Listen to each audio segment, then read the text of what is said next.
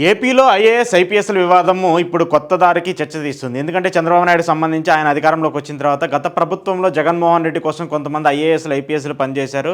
ముఖ్యంగా చంద్రబాబు నాయుడు అరెస్టుకు సంబంధించి, టీడీపీ నేతలకు సంబంధించి అరెస్టులకు సంబంధించి ఎవరైతే ఐఏఎస్లు, ఐపీఎస్లు ఉన్నారో వాళ్ళందరికీ ఇప్పటికీ బదిలీలు చేయకుండా ప్రస్తుతానికి ఆయన కూర్చోబెట్టారు. అయితే వాళ్ళకి ఇటీవల ఒక మెమో జారీ చేశారు డీజీపీ ఆఫీస్ నుంచి. ప్రతి ఒక్కళ్ళు ఆఫీస్కి వచ్చి సంతకాలు పెట్టి ఉదయం 10 గంటల నుంచి సాయంత్రం 5 గంటల వరకు ఆఫీస్లో ఉండాలని చెప్పేసి తెలిపారు.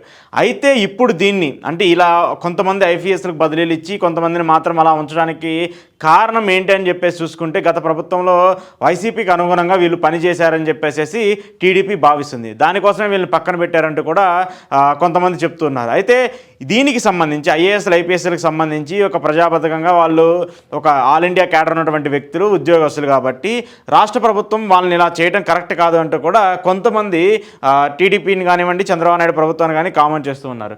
నిన్న జరిగినటువంటి కొంత ఇన్సిడెంట్ ఏంటి, ఐఏఎస్, ఐపీఎస్ల ఆత్మగౌరవంపై ఆటవిక దాడి, అఖిల భారత సర్వీస్ అధికారుల లక్ష్యంగా ఎర్రబుక్ పైత్యం, బాబు తీరుపై దేశవ్యాప్తంగా మండిపడుతున్న సివిల్ సర్వెంట్లు, రాజును మించిన రాజభక్తి ప్రదర్శనలో మునిగి తేలుతున్న సిఎస్ డీజీపీలు, పిచ్చోడి చేతిలో రాయిలా పాలన, నైతిక పతనంతో కొత్త రికార్డులు బద్దలు కొడుతున్న కూటమి ప్రభుత్వం, వల్లభాయ్ పటేల్ ప్రవహించిన స్టీల్ ఫ్రేమ్కు తూట్లు పొడిచే యత్నం, 10 మంది ఐఏఎస్, 23 మంది ఐపీఎస్లకు అడుగడుగున అవమానాలు, 2 నెలలుగా పోస్టింగులు ఇవ్వని ప్రభుత్వం, ఐపీఎస్ అధికారులు రోజు డీజీపీ ఆఫీస్కి రావాలంటూ మెమో, ఉదయం 10 నుంచి సాయంత్రం 5 గంటల వరకు వెయిటింగ్ హాల్లో ఉండాలని ఆదేశం.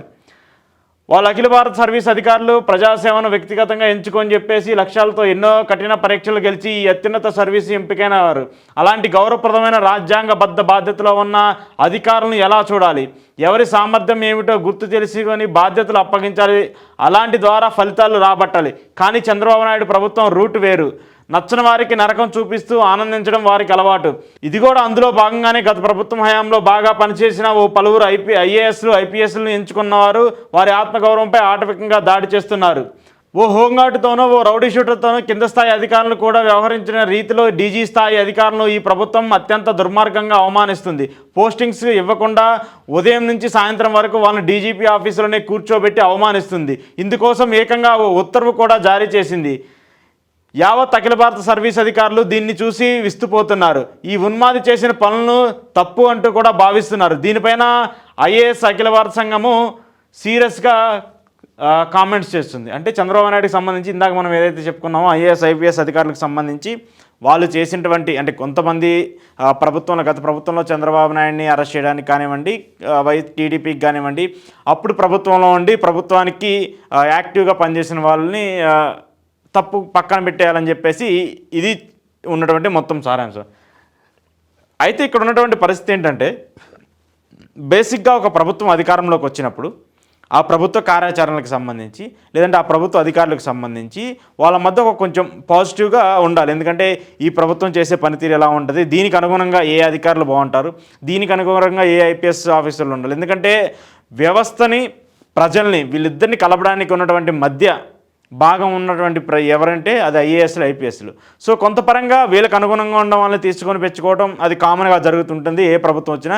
గతంలో జగన్మోహన్ రెడ్డి ప్రభుత్వం ఉన్నా, అంతకుముందు రోసే ప్రభుత్వం ఉన్నా, అంతకుముందు చంద్రబాబు నాయుడు ప్రభుత్వం ఉన్నా, ఎవరున్నా కూడా వాళ్ళకు అనుగుణంగా ఉన్నటువంటి అధికారులు సిఎస్లు గానో, డీజీపీలు గానో, అలాగే కొన్ని జిల్లాలకు సంబంధించి ఎస్పీలను గానో పెట్టుకుంటూ ఉంటారు. అది కామన్గా జరిగేది. కానీ ఇప్పుడు చంద్రబాబు నాయుడు గారు చేస్తున్నటువంటి ఒక అంశం ఏంటంటే, గతంలో ఏదైతే జగన్మోహన్ రెడ్డి అధికారంలో వచ్చినప్పుడు కొంతమంది ఆయన సామాజిక వర్గానికి సంబంధించిన వ్యక్తులు కానివ్వండి, ఆయనకి నచ్చినటువంటి వ్యక్తులకు మాత్రమే ఎక్కువ అధికారానికి ఇచ్చి, ఎక్కువ పోస్టులు ఇచ్చి, వాళ్ళకి ఫ్రీ హ్యాండ్ ఇచ్చి ఇష్టారాజ్యంగా చేశారని చెప్పేసి చంద్రబాబు నాయుడు గారు ఇప్పుడు భావిస్తున్నారు. దానికి సంబంధించి వాళ్ళందరినీ ఇప్పుడు పక్కన పెట్టారు. బదిలీలో భాగంగా కొంతమందికి వేరే చోట పోస్టింగ్లు ఇచ్చారు, వేరే జిల్లాలకు ట్రాన్స్ఫర్ చేసిన పరిస్థితిని కూడా మనం చూసాం. కానీ వీళ్ళందరిని ఎందుకు బదిలీలు చేయలేదు, వీళ్ళందరిని ఎందుకు ఆపేశారు? వీళ్ళందరికీ పోస్టింగ్లు ఇవ్వాల్సిన బాధ్యత ఉంటుంది కదా. ఒక ఐఏఎస్, ఒక ఐపీఎస్ అధికారి జీతం ఎన్నెన్ని లక్షల్లో ఉంటుంది. సో వీళ్ళందరూ ప్రజల కోసం సేవ చేయాల్సిన పరిస్థితి ఉంటుంది కదా. వాళ్ళకి జీతాలు ఇస్తూ ఖాళీగా కూర్చోబెట్టడం ఏంటి? ప్రజలకు సేవ చేయాల్సిన బాధ్యత వాళ్ళకు ఉంటుంది కాబట్టి వాళ్ళని ఏదో ఒక పదవిలో ఇవ్వండి, వాళ్ళకి ఏదో ఒక చోట రీప్లేస్ చేయండి. వాళ్ళకి ఏదో ఒక బాధ్యతలు అప్పగించండి. ఆ బాధ్యతలను బట్టి వాళ్ళు సక్రమంగా నిర్వహించకపోతే చట్టపరంగా చర్యలు తీసుకోవాలని చెప్పేసి వీళ్ళు కోరుతున్నారు. కానీ గత ప్రభుత్వంలో వాళ్ళకి కోసం పనిచేశారు, గత ప్రభుత్వంలో మమ్మల్ని అరెస్టులు చేయించారు, గత ప్రభుత్వంలో మా మాటలు వినలేదు, అందుకోసమే వాళ్ళ మీద మేము కక్షలు తీర్చుకుంటున్నాము, అందుకోసమే వాళ్ళ మీద ఈ బదిలీలు వేటు వేయకుండా మేము పక్కన పెట్టేశాము, బదిలీలను పక్కన పెట్టేసి వాళ్ళని రోజు ఆఫీసులకు వచ్చి పడిగాపులు గాయమని చెప్తున్నామని చెప్పేసి వీళ్ళు చేస్తున్నారని చెప్పేసి ఐపీఎస్లు ఐఏఎస్లు కోరుతున్నారు.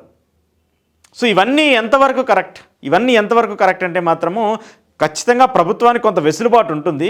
కానీ ఇవి మాత్రము కొంత ఇబ్బందికర పరిస్థితులు రాబోతున్నాయి అని చెప్పేసి మాత్రం ఖచ్చితంగా అనుకోవచ్చు. దీని మీద వైసీపీకి సంబంధించినటువంటి వాళ్ళు కూడా కామెంట్ చేస్తున్నారు. ఐఏఎస్ ఐపీఎస్ని ఇలా కావాలని వివక్ష చూపించడము, వాళ్ళ మీద తప్పుగా ఇలా చేయడం అనేది కరెక్ట్ కాదంటూ కూడా భావిస్తూ వస్తున్నారు. మరి దీని మీద ఇప్పటికైనా రియాక్ట్ అయ్యి వాళ్ళు ఏమన్నా బదిలీలు చేసే అవకాశం ఉంటుందా, వాళ్ళు వేరే చోటకి ట్రాన్స్ఫర్ చేసి వాళ్ళకి ఏమైనా బాధ్యతలు అప్పగించే అవకాశం ఉంటుందా అనేది మాత్రం చూడాల్సి ఉంది.